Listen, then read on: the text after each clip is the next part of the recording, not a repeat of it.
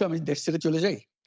না আমি বলছি এম আমি এমন জানতে এম বাংলাদেশের মানুষ তো এম এরকম ভাবে এম যে দেশ থেকে যে চলে যেতে এমন পারে সে খুব এমন চলে যায়। না এ এমন কুসন্তান এবং হলাম দেশের জন্য এখন জি। পরামর্শ দিয়ে আপনি দেশ ছেড়ে চলে যান। এই অবস্থা হলো আমার? না, আমি তো না, না। মনে করি না আমার এই অবস্থা হয়েছে যে আমি দেশেরই সন্তান, এই দেশেই থাকবো। দেশের জন্য যে কাজ করি সেটাই করব। এটা যতদিন আমি বেঁচে আছি সেটাই করে যাব। আমাকে বিভিন্ন দেশ থেকে আহ্বান জানায় আমি যে কেন হুম, ওখানে দেশে থাকছেন? আজকেও একটা হুম, নতুন দেশ থেকে আহ্বান হুম, পেলাম। বললে আমরা হুম, সব ব্যবস্থা করে দেব।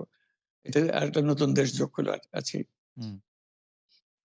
কিন্তু আপনি অ্যা আ আ আপনি বাংলাদেশেই থাকতে চান এবং আমাদের কাছে যেটি মানে আমরা সাংবাদিক হিসেবে আপনাকে প্রশ্ন করতেই হয়। আপনি দেখেছেন যে আপনার প্রতিষ্ঠিত গ্রামীণ ব্যাংকের একটি সংবাদ সম্মেলন হয়েছে। সেই গ্রামীণ ব্যাংকের সংবাদ সম্মেলন থেকে আপনার বিরুদ্ধে যে অভিযোগ করা হয়েছে, সেই অভিযোগ মানি লন্ডারিং এর। সেই অভিযোগের ক্ষেত্রে ওই বলা যে বললাম হয়েছে যে আমি জি আমি হলো মানে সবচাইতে মানে ডাকু বাংলাদেশে। জি। সবচাইতে বড় ডাকাত এদেশে। কাজেই সেই হিসেবে একটু সবাইকে জানান দেওয়া হচ্ছে। সেই হিসাবে আমি পরিচিত হয়েছি। আমি সবচাইতে বড় ডাকাত। আমি হুম। সবচাইতে সাংঘাতিক আ ব আ মানুষ যে দেশের সর্বনাশ করে যাচ্ছি। সেইভাবেই পরিচিত হয়েছি। পরিচয় দিচ্ছে আমার।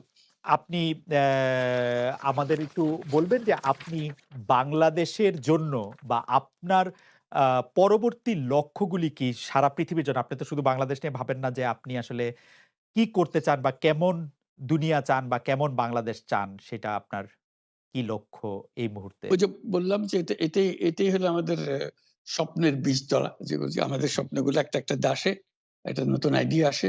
সেটা একটা হুম, বীজতলা। এটা আমরা ট্রাই করে দেখি, একটা ছোট আকারে করি। এটা সফল হলে আরেকটু বড় আকারে করি। এটা বাংলাদেশেই করি। একবার সফল হলে সারা দুনিয়া এটা লুফে নেয় দেওয়ার হুম, জন্য। সারা দুনিয়ার লোক এখানে আসে, আমাদের লোককে নিয়ে যায়। এভাবে কাজকর্ম করছি। এটা আমরা একটা এই থাকছি বাংলাদেশে, করছি বাংলাদেশে। কিন্তু সারা দুনিয়ার লক্ষ্য আমাদের দিকে। আমরা কি করছি, কি চিন্তা করছি, কিভাবে এগুলো আ পরিচালনা করছি। এবং তার মধ্যে ব্যাখ্যা হিসেবে যেটা আমরা বারবার বলছি, আমরা একটা নতুন পৃথিবী গড়তে চাই। সেই পৃথিবী হতে ৩ শূন্যের পৃথিবী। এটাও বহুবার বলা হয়েছে, তার উপরে হুম, বই লিখেছি। ৩ শূন্যের পৃথিবী কি হবে? যে জিরো কার্বন এমিশন হুম, যেহেতু পৃথিবী ধ্বংস হয়ে যাবে এই গ্লোবাল ওয়ার্মিং এর কারণে। একে রক্ষা করতে হলে আমাদের জিরো কার্বন এমিশন অ্যাচিভ করতে হবে।